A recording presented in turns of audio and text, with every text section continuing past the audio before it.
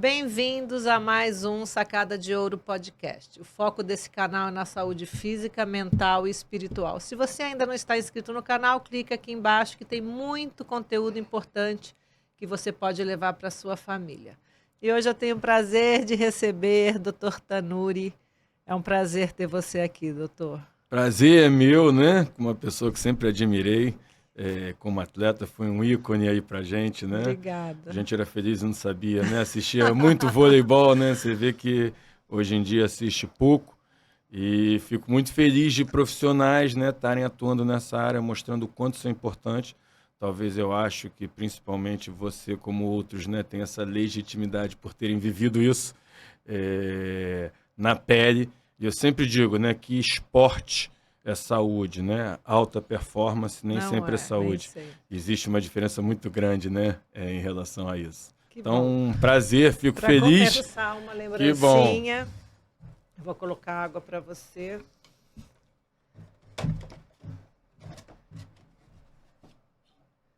Isso, personalizada, linda. Tem que beber muita água nessa fase. Obrigado, Fernando. Dr. Márcio Tanuri tem formação acadêmica em medicina esportiva e do exercício, é médico do UFC Brasil e chefe do departamento médico do Clube Regatas Flamengo. Seja bem-vindo. Me fala só um pouco assim, que eu sei que você é técnico do futebol, você que manda se um atleta está contundido ou não, porque hoje a gente vê que tem pressão dos clubes, tem pressão do técnico, tem pressão da torcida, né? É uma loucura. Como é que funciona isso? Vamos lá, né? Primeiro que eu não sou técnico, né? Eu sou médico, mas eu até brinco quando dizer que você falou, que eu digo que a única pessoa no esporte, né, que pode mudar uma escalação além do treinador é o médico, né? Verdade. Então o médico não escala ninguém, mas ele pode tirar da lista de relação, né, da escalação, com certeza, né? Eu acho que hoje nós temos muitos dados. Eu acho que isso evoluiu muito, né, a ciência do esporte. Eu não digo nem medicina do esporte, né, que eu acho que as áreas têm que estar integradas. E esses dados nos auxiliam para a tomada de decisão.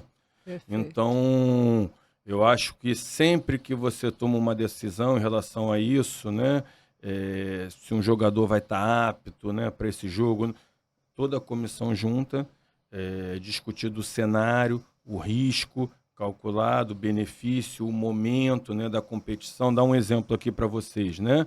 Digamos que eu tenha um jogador esporte, né? Você que foi atleta sabe o que eu estou falando, entrou em quadra, é um risco, né? Então você pode estar no treino e pode ter uma lesão, pode ter um problema. Com certeza em outras situações você aumenta o risco. Então digamos que eu tenha um jogador que não está 100%, que tem um risco e o próximo jogo é uma final. Vale a pena correr esse risco, faz tudo bem, né? Se acontecer alguma coisa, mas é final, último jogo, então assim, é um cara importante. Se é um jogo sem importância, será que a decisão seria a mesma? Então tudo isso é colocado, óbvio, né, para que você consiga tomar a melhor decisão. Perfeito. Doutora, a medicina regenerativa vem crescendo nos últimos anos, após muitos estudos científicos. Ela realmente consegue hoje corrigir procedimentos mal-sucedidos? Como você avalia? Quando procurá-la? Olha só, a medicina regenerativa é uma área que cresce muito. E você colocou aí, né? Ela realmente consegue recuperar procedimentos mal-sucedidos. Eu até brinco, né? Eu falo que operar é fácil, ficar bom que é difícil, né? Então, eu acho que hoje a gente entende isso de um boom de cirurgias que tiveram há 15, 20 anos atrás, né? Tudo era cirúrgico, o nosso corpo com certeza não foi feito para ser operado, né? É um caso de emergência. E como eu brinco, né? Operar é fácil, ficar bom que é difícil. Eu vou operar um joelho, é uma articulação de carga, de biomecânica, de marcha. Eu não posso simplesmente me preocupar, como eu vejo alguns colegas, se eu tenho arco de movimento e se eu tenho ganho de massa. Não, eu tenho que ver como é que é a marcha, se ele compensa. Então, muitas das lesões em sequência de um atleta podem ser de uma primeira lesão mal curada, que o teu corpo vai criando mecanismos compensatórios e gerando outras lesões. A medicina regenerativa, sim, hoje, né, com o uso de ortobiológicos. O que são ortobiológicos, né? São células do seu próprio corpo que estimulam um reparo tecidual, porque tudo no nosso corpo, Fernanda, é sempre inflamação, reparo tecidual. Inflamação, reparo tecidual. Então, esses ortobiológicos hoje, eles conseguem promover um reparo tecidual, principalmente uma angiogênese, que a gente chama, né, que é a formação de novos vasos. Consequentemente, chega mais sangue, chega mais macrófagos, neutrófilos, para você regenerar aquela área. Então, hoje, isso tem sido muito utilizado. Eu sou um entusiasta, né, das vezes falar, uso bastante, e eu acho que realmente não é o futuro. Eu acho que hoje isso é uma realidade, tá? É que muitas pessoas ainda não têm acesso, não têm conhecimento, mas sem sombra de dúvida é a realidade. Você trabalha com ozônio também? Olha, eu trabalho com ozônio também. Eu acho que todas as terapias, o problema, né, é que elas têm que ser bem indicadas, né? Então, assim, surge uma nova terapia e aí surgem os entusiastas e querem usar para tudo, para verruga, para pelo encravado, para unha encravada, e às vezes isso, né, tira um pouco a credibilidade do procedimento, que deveria ser mais bem utilizado, mas eu utilizo muito. Você que eu sei, PRF, né? PRP, PRF, células mesenquimais, são coisas muito diferentes do ozônio, né? Mas o ozônio que eu ia dizer, você que jogou na Itália, eu acho que você jogou na Itália, Fernanda. Não joguei Porque na muitos Espanha. ali na época jogaram na Itália, que era forte ali o vôlei. O ozônio na Itália é muito difundido. Na Alemanha, muito forte. Então aqui no Brasil, que infelizmente é porque é barato, né? Então assim, não tem muito tá começando, interesse. trabalho de formiguinha. De formiguinha, mas é uma ótima terapia. Verdade. Doutor, dentro do meu cronograma, eu sou adepta da musculação, pratico há muitos anos. Há algumas restrições quanto a malhar todos os dias ou praticar exercício todos os dias pode apresentar problemas? Vamos lá, Fernanda. Depende, né, do atleta. Né? Depende do atleta, exatamente. E depende da intensidade do teu treino. Então, quanto maior a intensidade, o que significa? Quanto maior o esforço, maior o tempo de recuperação que eu preciso para que eu tenha um outro estímulo desse. Perfeito. Então, se é aquela pessoa que tem um treino de manutenção, que a gente chama, então uma monotonia de carga, por exemplo, ela vai ali, né, não leva o corpo até a falha, ela pode treinar todo dia, Perfeito. porque, ou seja, né, não tem uma intensidade tão grande. Se você tem uma intensidade maior, aí você tem que fazer uma periodização desse teu treino para que você tenha um melhor resultado, porque quando você treina, normalmente eu brinco que você não está condicionando nada. Eu estou criando problemas. E o meu corpo traz as soluções para esses problemas que foram criados, né? Que são as adaptações metabólicas ao exercício. E se eu treino de uma maneira onde eu crio muitos problemas, ou seja, muito intenso, eu vou ter que trazer muitas soluções. E se eu der um outro treino nesse momento onde teu corpo ainda está resolvendo os problemas que foi criados, né? Nessa outra sessão de treinamento, isso pode não ser benéfico. Perfeito. Doutor, a Universidade de Sydney realizou estudos científicos em mais de 25 mil pessoas e chegaram à conclusão de que práticas de atividades físicas após as 18 horas possuem mais eficácia entre as pessoas obesas. O que diferencia o horário da rotina de exercício dos demais? Qual que é da sua experiência? O que você acha? A minha experiência é o seguinte, né? Primeiro eu digo, cada um tem seu melhor momento, né? Se você for pegar nos estudos, por exemplo, eu não vi esse estudo, mas, teoricamente, a tendência, né, o teu pico de força, de testosterona é pela manhã. Só que tem pessoas, por exemplo, que têm hábitos mais noturnos, se sentem melhor à noite para treinar. Então, acho que isso, primeiro, é muito individual, depende muito da rotina de cada um, que às vezes você tem um mundo ideal e o real, né? Você tem o melhor momento, mas que aquela pessoa não consegue. Esse estudo aí eu não vi, mas creio eu. Porque após a atividade física, na grande maioria das pessoas, né, você, dependendo da intensidade, óbvio, você libera alguns hormônios que tiram um pouco a fome momentaneamente, como a irisina, como outros, né? Você tem uma redistribuição desse teu fluxo sanguíneo. E em torno desse horário, 5, 6 horas, não à toa, você vê que tem aquele craving no obeso, né? Porque você tem uma relação de cortisol e serotonina. Então, talvez nesse momento você consiga estar combatendo isso e seja benéfico para esse tipo de pessoa. Mas eu acho que o mais importante é que você faça, tenha uma rotina e se sinta bem, com certeza. Doutor, você poderia abordar o tema sobre a conclusão cerebral, haja visto que aconteceu com um dos atletas de futebol, repetições como cabeça, uma bola na hora do jogo, pode evoluir para um quadro traumático? Olha, Fernanda, isso vem mudando muito ao longo dos anos, cada vez se estudando mais. Hoje é um fato, isso é uma realidade. E eu acho até que pouco entendido, difundido. Vou dar um exemplo, né? Porque as pessoas acham que a concussão é só aquele trauma cabeça com cabeça, né? E como você falou, traumas repetitivos, você pega, né? Eu estou há 22 anos no Flamengo, comecei em 2002.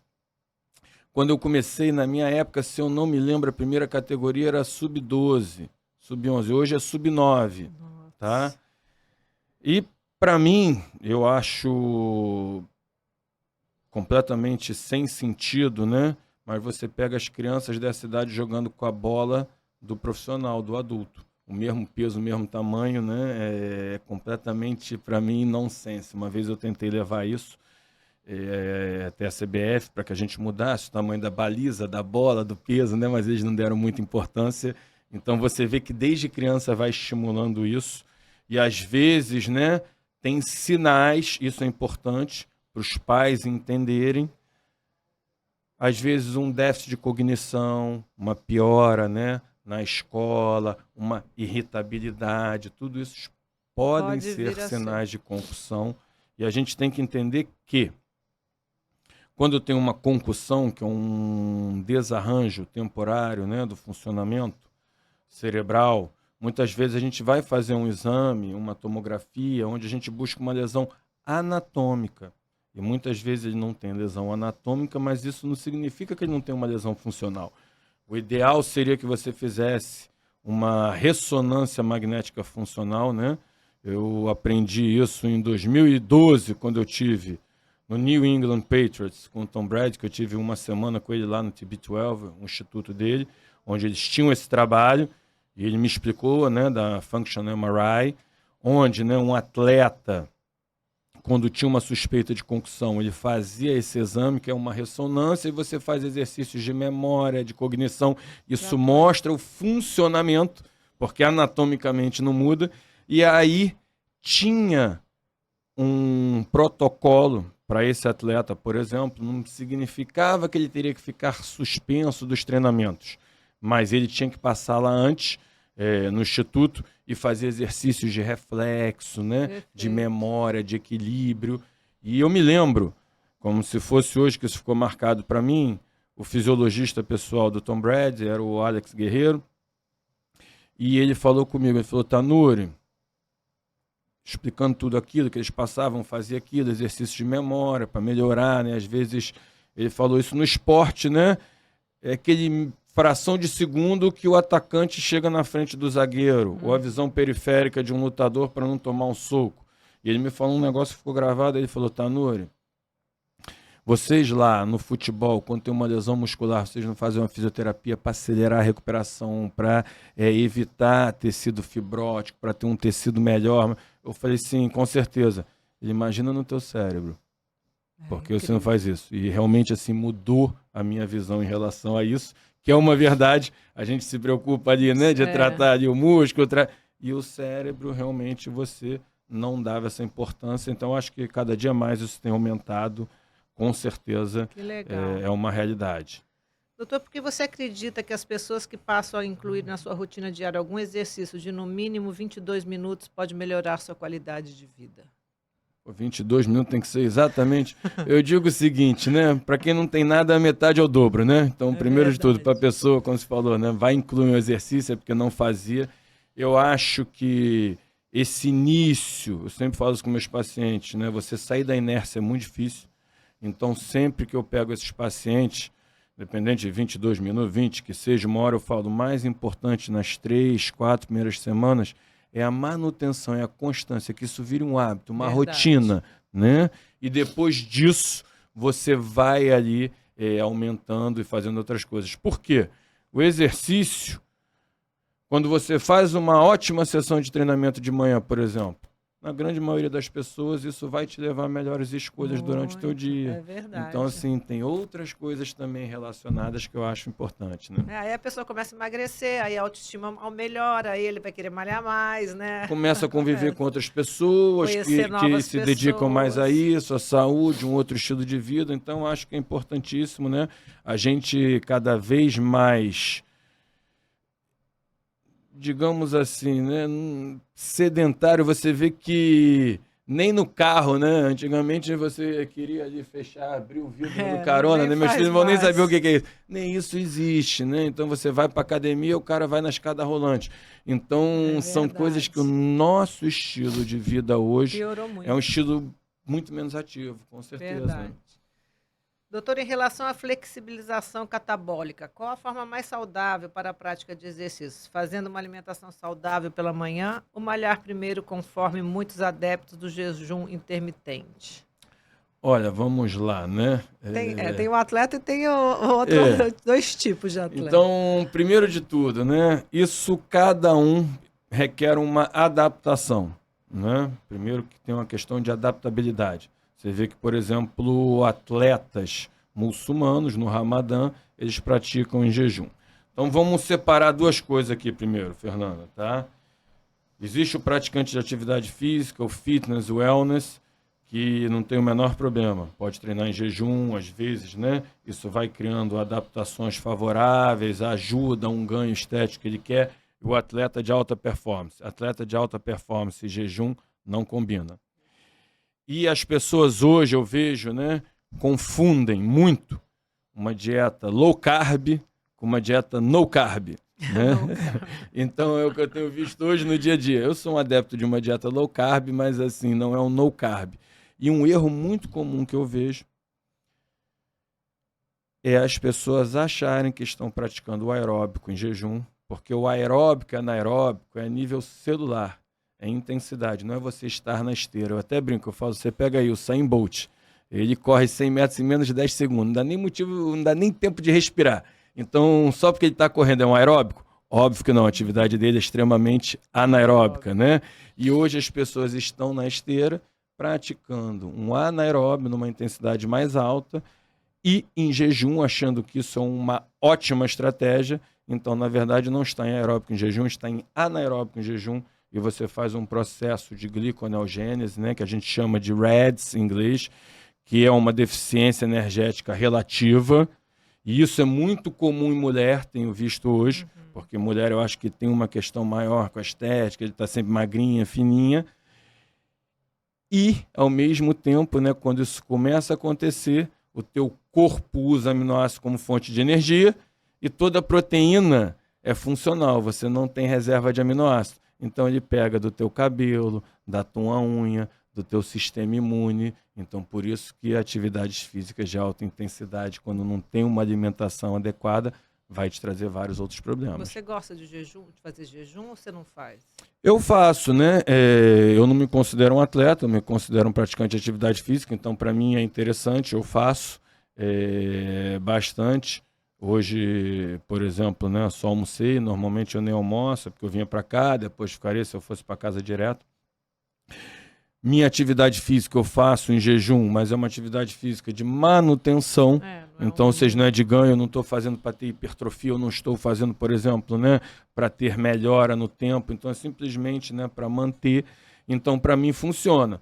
Mas para você ver, né? Nas férias agora, um pouco antes, eu comecei a correr mais, né? Porque eu acho que a corrida é a base do condicionamento para todos os esportes. E comecei a correr cada vez mais. Aí, umas 3, 4 semanas atrás, comecei a me dar um pouco ali a sensação de náusea após a corrida, enjoo. Eu falando com a minha mulher, não estou me sentindo muito bem. E eu mesmo, né? Veio um estalo, eu falei, opa, é porque eu estou aumentando muito a intensidade e, consequentemente, né, ainda no jejum. E era mesmo. Comecei a comer antes e tudo melhorou depois. Então você vê que era um pouco de hipoglicemia. Então comecei a aumentar muito a intensidade, já saiu, ou seja, e é aquilo que você falou da flexibilidade metabólica, né? Fez meu corpo procurar outras maneiras de fonte de energia e um preço. Doutor, anti-inflamatório natural, como cúrcuma e ômega 3, atrapalham no processo de hipertrofia? Olha, vamos lá, né? Não atrapalha. Processo de hipertrofia, muito bem falado como você está colocando a questão dos anti-inflamatórios. É um processo inflamatório. Eu preciso ter inflamação para eu ter reparo tecidual e ter hipertrofia. Por isso que os anti-inflamatórios, né, não são benéficos, atrapalham, prejudicam a hipertrofia, mas porque inibem COX e prostaglandina. E a cúrcuma, o ômega 3, não sei qual foi o outro que você deu Não, aí os dois. foram esses dois de exemplo. Eles, na verdade, eles modulam a inflamação. Então, eles não suprimem. Se eu suprimisse, né, via COX ou prostaglandina, seria maléfico, porque eu estaria, com certeza, né, diminuindo esse efeito do anabolismo. Mas, como eles só modulam isso, eles não têm esse impacto. No futebol, assim, para os atletas que correm muito, taraná, o que você fala para eles suplementarem? Creatina, glutamina, o que é? Como é que funciona, mais ou menos, assim? Olha, primeiro de tudo, né, existe uma diferença assim muito grande no esporte coletivo e no esporte individual, né? Eu trabalho com dois, então trabalho com lutadores, né, com futebol.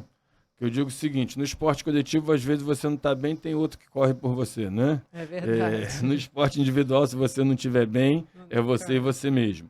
Então, acho que primeiro o atleta, né, de esporte individual, ele é muito mais dedicado, ele, né, procura muito mais, ele busca muito mais, que ele sabe que o detalhe ali é ele Faz com a ele mesmo, né, diferença. faz a diferença.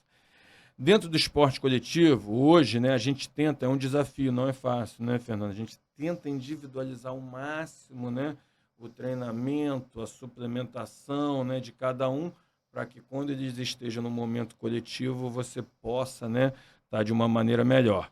Então existe, eu digo assim, né, existem as commodities de suplementos basicões, né, que a gente aplica para todo mundo, é quase ali que questão sine qua non, e cada atleta tem sua sua suplementação individualidade. individualizada em função dos teus exames metabólicos. Se um dia você for lá no clube, já faço convite, né? Eu Eu acho quero que ir, vai ser uma lógico. experiência legal. Você vai ver que cada atleta tem ali a sua shakeira com seu nome, né? Onde os nutricionistas fazem, antes do treino eles pegam, no pós-treino também, Que uma coisa legal. individualizada para cada um. Inclusive, como você falou antes, se o atleta está no departamento médico, por exemplo, isso é ajustado, né? Porque são outras demandas. Se você está numa fase de viagens, de jogos seguidos, então tem tudo isso Tudo. que você tem É que ir muita ajustando. coisa, né? Não é fácil. Não é fácil. Doutor, as práticas de exercício têm relação direta com a melhora do funcionamento do intestino, ainda mais em pessoas com mais de 60 anos. As bactérias ruins não conseguem manter o trabalho degenerativo quando estamos em atividades? Olha, vamos lá, né? Hoje a gente tem essa questão do eixo, além do eixo intestino-cérebro, do eixo intestino-músculo, com certeza. Eu até brinco, né? Em algumas aulas, né? Que tem aqueles slides que são bem conhecidos em aulas que você tem o músculo e saindo um monte, né? De hormônio, de metabólicos, de tudo isso eu brinco, ok. Mas como é que isso tudo chega até o músculo? É através, primeiro de tudo, da nossa digestão, do intestino, né? E quando eu estou praticando atividade física, a gente tem que entender que eu tenho uma redistribuição sanguínea, o teu sangue sai, por isso até que se você comer próximo de atividade física, aquilo fica ali parado, com a tua reação natural, vomitar, botar para fora. Então, o nosso corpo é perfeito. Então, naquele momento, tuas células estão em certa hipóxia, né? Então, você vai favorecer bactérias, né, que funcionam melhor em hipóxia, né, se desenvolverem, bactérias anaeróbicas mais do que as aeróbicas, e você pode ter realmente ali um desequilíbrio dessa flora. Não só isso, o atleta, a gente vem mudando isso já de um tempo, mas o atleta era quase que adicto em anti-inflamatório, em outros medicamentos, né? Tem que lidar com a dor, a gente sabe disso. Então, assim, o que também gera um desequilíbrio muito grande. E a gente sabe que a atividade física ela pode modular a tua flora, sim, ela dá estímulo para a tua flora intestinal através da produção, né, de ácidos graxos curtos. Porém, em atividades físicas de alta intensidade, extenuante, a gente vai ter o efeito inverso. Então, como eu falei, esporte é saudável, né? Alta performance nem sempre. Perfeito. Você poderia explicar de forma sucinta a astaxantina para performance metabólica recovery? Olha, a astaxantina ela é um derivado de algas, né? Então, assim, ela tem um potente efeito antioxidante. Então, o que isso significa, né?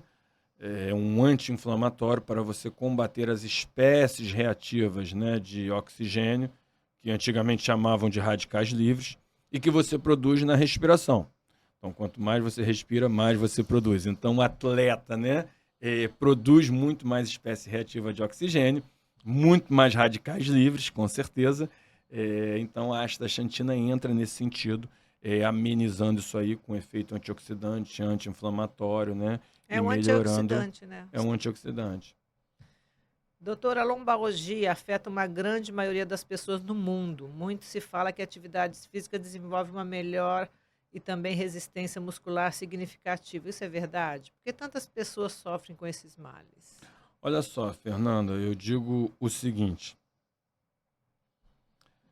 a grande maioria das doenças crônicas, essa que você falou, lombalgia crônica, são em relação ao estilo de vida. O estilo de vida vem mudando nos últimos anos. E uma das grandes causas disso é o quê? Fraqueza dos estabilizadores da pelve, glúteo médio, que são Perfeito. eles, né, que estabilizam na Segura. marcha. Você hoje, nós estamos aqui sentados conversando, meu glúteo está dormindo.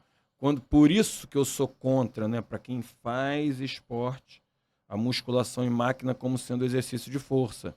Por quê? Porque não trabalha o movimento. Porque você está lá todo estabilizado, isolando o músculo, e no esporte isso nunca existe. Você ficar parado, isolar um músculo e a ação desse músculo, por exemplo, numa cadeira extensora, eu isolando meu quadríceps, com o meu glúteo Verdade. dormindo.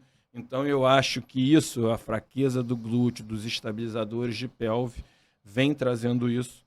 E aí muitas pessoas, quando têm dor, param de fazer atividade física, o que é pior. A gente foi feito, né? Hoje a gente tem um conceito, a gente trata com movimento, e por isso que eu acho, né, que cada vez mais você vai tendo isso. Mudou, né? Antigamente você tinha que parar, machucou as costas, para de jogar.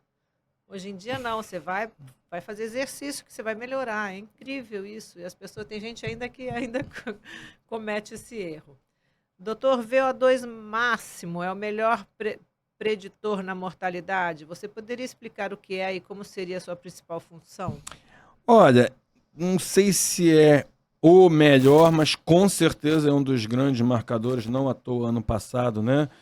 American College, que é a Sociedade Americana de Cardiologia, né, que é a mais importante aí no mundo nessa área, considerou o VO2 como um grande marcador de longevidade. Por quê? É a tua capacidade, né, de troca pulmonar, de captação de oxigênio. Então, consequentemente, quanto maior o teu VO2, mais respiração mitocondrial você faz, então melhora a tua saúde mitocondrial, o que com certeza é um grande marcador, né, de longevidade. E quanto maior o teu VO2, que é um índice de intensidade, né? Porque às vezes você não fala, vamos trabalhar hoje a 70% do teu VO2, ou 80% da tua frequência máxima. Então, o primeiro limiar é quando você começa a usar menos gordura como fonte de energia, começa mais glicogênio. Então, quanto maior o teu VO2, maior o teu limiar. Então, atividades físicas que são intensas, né? Para uma pessoa, para essa pessoa não é, e ela consegue utilizar a gordura como fonte de energia, né? Que é o que a gente quer. Então, por isso, são pessoas que metabolicamente são mais saudáveis e tendem a ter uma longevidade melhor. Você trabalha com o pessoal que luta, né? Também. Como é que funciona essa questão do doping? Tem doping na... Tem doping. Tem doping, né? Quando eu comecei, não tinha, bem no iniciozinho, depois já começou a ter, foi modificando cada vez mais, né? E hoje eles têm um programa de dopagem ali bem rígido, né? E é importante. Eu acho, isso é uma opinião minha, tá? Veja bem, porque a não ser que hoje em dia tudo fica... Eu até entendo, né? Mas eu acho que o código, né, de dopagem, a gente tem um código único para todos os esportes, óbvio, né, que facilita, tem que ser 880, imagina se cada um tem ali Mas eu digo que muitas vezes você perde recursos até médicos que você poderia usar com o atleta. Por exemplo, um corticoide. Corticoide agora, É né? doping? Todas as vias é doping. Nossa. Então, uma vez eu tive um paciente que ele estava ali com um quadro ali alérgico, né? Estava quase fazendo edema de glote. Tive que Tem usar que o tomar. corticoide e tirar ele do jogo. Então, para você ver, eu acho que você às vezes tira tratamentos, né, que você usa com a pessoa normal e o atleta que se desgasta muito mais, Não esse pode usar. não pode usar, né? Então, Não assim, é bem específico. exatamente, eu acho que é muito sensível e pouco específico. Eu sou a favor, claro, mas eu acho que tinha que Tinha rever tinha alguns que conceitos. rever, Até porque vocês vendem saúde, né? Para as pessoas comprarem material esportivo, as crianças praticarem, né? Isso. E muitas das vezes vocês não têm a possibilidade ou não podem, né, ter acesso a certas práticas que melhorariam essa performance e a saúde e que pessoas comuns podem utilizar. Então, assim, às vezes eu acho que isso nem é justo com o atleta. Tinha que rever essa. Então, estou dando como só um que é. exemplo de coisas como Entendi. você... Eu sempre fui muito alérgica a vida toda. Agora que eu estou cuidando do meu intestino, que estou melhorando a alergia. Mas estou dizendo, nossa, usei a vida toda corticoide, imagina. Por Na exemplo, minha época não era. vou dar um exemplo prático, tá? Muito prático agora. Hoje tive lá um paciente que estava com conjuntivite viral. Então a gente usava muito, né, um Tobradex, um colírio, né, que era tobramicina, um antibiótico com um corticoide. Eu não posso mais. Nossa, Ou seja, complicado. Hein? Tá amarrado. há um tratamento médico. Então não posso achar certo. Por exemplo, se eu quiser usar um Gengilone para uma afta de um atleta, Não pode. eu não posso porque tem... Então, assim, eu acho que às vezes é injusto. O atleta que teve muito mais lesão, você tira recursos de Nossa, tratamento muita para ele. coisa, né? Tem que brigar para mudar isso. Doutor, também há estudos científicos que já comprovaram que o exercício físico causa inflamação crônica. Como educar as pessoas para evitar tais riscos? Existem grupos mais suscetíveis? Com certeza, né? Por exemplo, existem pacientes que já vêm inflamados, né? Com uma inflamação crônica, né? O exercício físico é o inverso, ele cria uma inflamação aguda e ele modula marcadores inflamatórios de maneira crônica, né? Então é o inverso, ele inflama agudamente. Então é óbvio que se tem um paciente, por exemplo, autoimune, um obeso que já é inflamado, porque a própria interleucina para a gente no esporte, né? No dia a dia menos, para mim no meu consultório também uso, meus pacientes, é um marcador de intensidade do exercício. Então, por exemplo, se esse paciente já chega lá inflamado com interleucina mais alta, eu vou perder um parâmetro. Então, Perfeito. com certeza, né, você tem que adaptar isso. E aí é um caso, como você falou antes, para botar coisas práticas, que esse paciente, por exemplo, eu posso tentar modular ele com uma cúrcuma, né, uma quercetina, um ômega 3 para eu diminuir essa inflamação crônica e eu avaliar só esses picos agudos em relação ao exercício. Então tem uma relação direta com a inflamação e é óbvio que se o paciente já chega inflamado, você tem um processo inflamatório no decorrer, você tem que saber avaliar isso aí. Você é médico da doutora Paula, que faz ozônio em mim. Ah, é? Verdade. Eu falei, quero marcar um podcast com ela. Ela falou, deixa eu emagrecer um pouco. Eu falei, vamos lá, querida. boneca. Beijão, Paulo. Milhares de pessoas se automedicam todos os dias. Uma grande parte da população toma anti-inflamatório para o menor dos casos. A nossa cultura nos ensinou que a inflamação é algo patológico e depois precisa ser suprimido. No entanto, estudos apontam sua necessidade quanto à recuperação dos tecidos. Qual a sua opinião? Vamos lá, né? Como eu acabei de falar, né? Tudo na nossa vida é inflamação e reparo tecidual, sempre, né? Então ela é um estímulo. Tem maneiras de você entender se essa inflamação é normal ou patológica. Normalmente a inflamação patológica, né? Ela é precedida pelo aumento de TNF-alfa, por exemplo, né? Existem outros marcadores, outras interleucinas para você diferenciar. Mas hoje em dia tem muito dessa automedicação, eu até brinco, né? A primeira coisa que o paciente faz, e isso mudou a relação médico-paciente, que as pessoas têm que entender, né? A primeira coisa que o paciente faz é ir no Google, né? Vai no Google, vê tudo aquilo, e primeiro vê que vai morrer, depois vê que tem chance, não morre, o que que usa, tenta usar aquilo. Aí, se não tiver tido um bom resultado, aí ele joga lá no grupo dele de WhatsApp. Alguém já teve isso aqui, esses sintomas, o que já usou e tudo, para ver se bate, né? Aí, ou seja, pega as dicas lá do grupo do WhatsApp e usa. E aí, se não resolver, vai no médico, só para saber se estava certo o que eles estavam fazendo ali ou não, né? Então, eu digo, hoje mudou, porque o paciente, ele também tem acesso à informação, a informação é universal, e eu acho o que diferencia, né? Eu falo isso para médicos mais jovens, né? Eu falo o que diferencia o teu conhecimento hoje, a tua informação para o paciente. É a tua formação. É você como, né, vai pegar toda essa informação perdida, igual ele vai lá no grupo de WhatsApp, no Google, e você colocar isso de maneira prática. E aí onde eu vejo ao mesmo tempo um problema, Fernanda, por incrível que pareça em relação a isso, porque cada vez mais profissional de saúde sai mais mal formado. Exatamente.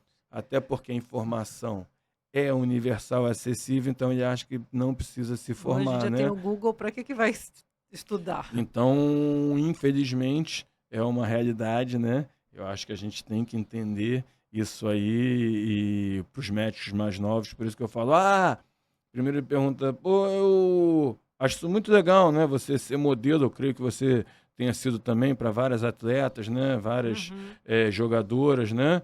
Falar qual é o caminho que eu tenho que fazer, qual é a melhor maneira para fazer. Falo, cara, o melhor caminho é primeiro você ser um bom médico. Você trabalhar com esporte, porque a tua formação é o mais importante, o resto é depois. Exatamente, Então, uma coisa de cada vez.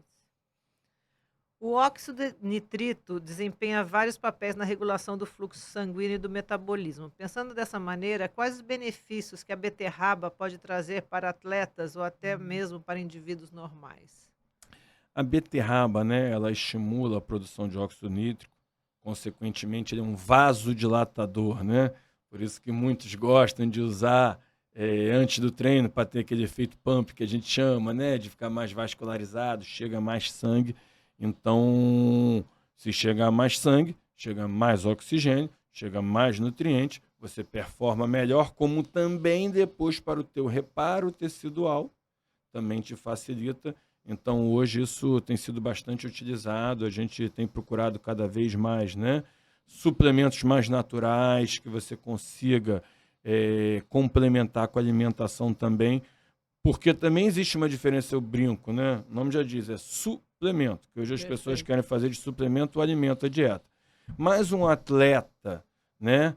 E existe o atleta profissional ou amador. Não é? O cara, mas não sou atleta profissional, mas o cara é um atleta amador, o cara que faz um triatlon, por exemplo, é um atleta. É um atleta. Essa pessoa ela tem demandas metabólicas que talvez não consiga suprir realmente com a alimentação ou tenha problemas de nutrition in time, por exemplo, né? Esse atleta amador que é o pior, que às vezes ele treina de manhã, sai direto correndo ali para ir para o trabalho, e aí eu acho que o suplemento consegue se encaixar nesse momento muito bem para esse atleta aí. Perfeito. Doutor, muitas pessoas falam do suplemento creatina, demonstrando vários benefícios para o corpo humano, mas estudos científicos apontam que ele auxilia e melhora a qualidade de indivíduos com depressão. O que você avalia sobre tal procedimento? Olha, a creatina, eu acho que é um suplemento, que se você me perguntar hoje, né? Um suplemento, tem tantos, né? Milhares. Eu vou falar, creatina. Para a cabeça também, né? Ela é neuroprotetora, hoje a gente sabe, né? Então, o que eu digo, as pessoas pensam em creatina só com atividade física, mas não, a gente produz creatina, tá? O teu corpo produz, só que para você produzir a quantidade, né, ideal, você necessitaria ingerir muita quantidade ali proteica, né, principalmente de carnes bovinas, para você aumentar essa quantidade de creatina, e ela é um protetor, sim, neuronal, então por isso que melhora a depressão, o Alzheimer, hoje tem vários estudos em relação a isso, porque pensa o seguinte, Fernando, eu acho engraçado, né? Eu converso com colegas médicos, o que eu estou falando com você, né?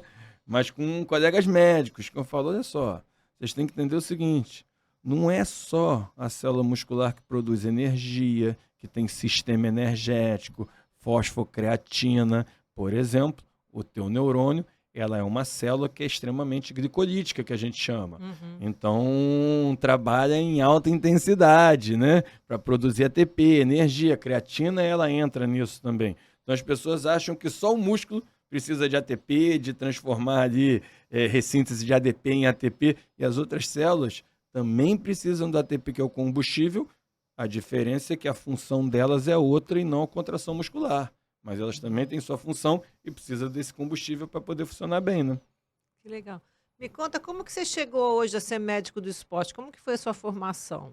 Olha, Você fez medicina e optou por quê na eu época? fiz medicina e eu fiz residência na Universidade Federal aqui do Rio de Janeiro em ortopedia e traumatologia. E depois eu fiz especialização em fisiologia. E desde que eu entrei, né, eu sabia que eu queria trabalhar com esporte. Era dos poucos, né? Porque a grande maioria entra, né, com uma coisa na cabeça e vai ali durante a faculdade, né, muda. E eu tinha essa certeza na minha cabeça, né? E eu me sinto uma pessoa realizada pelo seguinte: hoje as pessoas, eu vejo, né, os mais jovens estão esquecendo ali dos processos, né? Eu digo de passar pelo deserto, né? Que o Todo mundo. deserto é que forma o nosso caráter, com certeza, e vai nos dando ali, nos preparando para os desafios maiores. Então, por exemplo, no Flamengo, eu comecei em 2002 como estagiário. Ah, que legal. E aí, ou seja, fui contratado em 2004, foi meu primeiro emprego, carteira assinada, das categorias ali. Nesse primeiro ano, né, eu fiquei no esporte olímpico, porque a residência médica, o horário não batia, né, com o futebol. E aí eu fiquei no basquete, que era todo dia de 6 às 10 da noite. Ninguém queria ficar nesse horário lá, né? Então isso ninguém vê. Eu chegava às 7 da manhã no hospital, saía direto ali pro clube, saía de lá às 10 horas da Nossa. noite. E eu saía de lá, ia pro recreio da Gávea, porque 11 horas da noite começava o treino da equipe, a Black House, né? Que era dos lutadores, que era o Minotauro, o Minotouro, o Anderson Silva. Nossa. 11 horas da noite que eles treinavam até as 2 da manhã. E Meu para Deus. fechar a academia, no dia seguinte, 7 horas da manhã, eu estava na Tijuca. Então, essas coisas, né, que hoje, né, eu Ninguém acho que sabe, valorizam né? muito, ninguém sabe, mas eu sei. Então, isso está dentro aqui de Isso mim. que fez você ser um médico grandioso como você é, né? Só Exatamente. estudou, ralou, passou o pão que o Então, diabo amassou. as pessoas não sabem, mas eu sei, né? Então, eu sei de onde eu Exatamente. vim. E eu acho que eu só vou entender onde eu cheguei, né? Quando eu parar realmente, eu acho que isso aí, Vai a ficha demorar. não caiu até hoje, né? Eu acho que é Deus me protegendo mesmo para não subir a cabeça, não Isso deslumbrar. aí. Mas me sinto muito realizado nesse sentido. E como eu passei por todos os processos, eu consigo ter contentamento E nas como que minhas você entrou na conquistas, medicina né? integrativa? Olha, Você foi fazendo, foi participando de congressos, foi não, vendo? desde quando eu me formei, quando eu estava fazendo minha residência em ortopedia, eu já comecei a fazer minha primeira pós-graduação, na época era medicina ortomolecular, né? Isso estou falando de 20 anos atrás. Verdade. É, E aí, porque eu já tinha essa visão, e porque talvez, né, eu falo o seguinte, né? O que é uma pessoa de visão? Eu ouvi isso do Flávio Augusto, uma vez que a gente estava lá no Orlando conversando, e isso ficou marcado para mim. Então, você vê que tem coisas que ficam. É. E eu falei, é verdade, porque ele falou, a gente estava conversando sobre ali, né, o Orlando. Me perguntei se ele era do futebol, porque nunca tinha. Pô, era. Enfim, ele falou, não, mas eu tive uma visão. O que é uma pessoa de visão? Não é a pessoa que vê lá na frente, né? Como está no dicionário. Pessoa de visão é alguém que vê algo que já é uma realidade, mas a grande maioria das pessoas ainda não Não vê. via, ele Então você vai consegue conseguir. precificar embaixo e colocar em alto. Então, em que sentido que eu estou falando isso? Eu sou um atleta frustrado, o que para mim Você talvez fazia tenha o quê sido de muito bom. esporte Mais quando de luta, criança? jiu-jitsu, né? Ah, é? E então vindo do berço da luta, não do futebol, é o inverso, né? E eu vi essa demanda dos atletas, porque quando eu entrei, por isso que eu falo que eu me sinto realizado, que eu vi uma mudança nessa na área do esporte, porque o médico do esporte antigamente era o traumatologista, o cara machucava e ele ia lá curar. Verdade. Ok, isso também tem a sua função importante, é o traumatologista do esporte. Mas quem é que faz a promoção da saúde desse atleta, né? E que eu digo, melhor coisa que você pode fazer para um atleta, a melhor prevenção é você promover saúde. Então eu vi essa demanda da performance. Eu falava, eu vejo a medicina do esporte como melhora de performance, não só como tratar a lesão ali de que tem, né? Por exemplo, vai tratar a lesão, mas será que era uma lesão previsível? prevenível? Será que tinha algum desequilíbrio que gerou isso? Será que ele não está performando por algum déficit? Então, eu tinha isso na minha... Porque eu vivia esse ambiente e eu via essa demanda dos atletas, e isso era uma área, né, que não era atendida. Então, eu acho, sempre gostei, né, de bioquímica, de tudo isso, e eu vi essa demanda, e eu falei, pô, dentro da área da medicina do esporte, eu vou querer focar nessa área de performance, né, de metabolismo, e me sinto realizado, porque eu acho que da minha geração fui um dos primeiros, né, a enxergar isso dessa maneira, atuar nisso dessa maneira, e eu acho que é um pouco que foi assim que chegou até aí, né, com certeza. Ai, que bom. Ó, as perguntas acabaram. Quer falar mais alguma coisa? Não, o que eu posso falar é que... Não, vou perguntar. A última pergunta é você deixar uma mensagem. Tá bom. Então vai. Querido, Então, adorei. Adorei mesmo. eu que adorei o convite, é uma honra para mim, um prazer, bom, né? Muito bom saber mais. Da gente estar conversando sobre isso aqui, né? Eu até brinco, né? Muitos atletas, né? Hoje são meus pacientes, falam, pô, doutor, se soubesse disso, tinha performado por um pouco mais de tempo. Eu acho que vocês ali, né, na época de vocês, não tinham esse controle de carga e achava-se, né, que quanto mais era melhor. Hoje a gente sabe que não. Mais. Não digo que menos, mas cada assim, um tem o teu ideal, né? Você tem o treino certo, né? Não é quanto mais você treinar melhor, que eu vejo isso, muitos erros, e não tinha esse entendimento. Eu acho que hoje, né, os atletas têm toda essa estrutura, além de ganhar muito mais, né, salários ali muito mais atrativos, até porque